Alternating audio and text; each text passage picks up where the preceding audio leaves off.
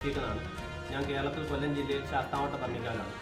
എൻ്റെ മകൾ മഹിയ ഫാത്തിമ 4ാം സ്റ്റാൻഡേർഡ് പഠിക്കുന്ന മകൾ 112 പീരിയോഡിക് എലമെൻറ്റ്സ് 32 സെക്കൻഡ് കൊണ്ട് പ്രസൻറ്റ് ചെയ്തതിന് കലാം വേൾഡ് ഓഫ് റെക്കോർഡിന് അർഹയായി.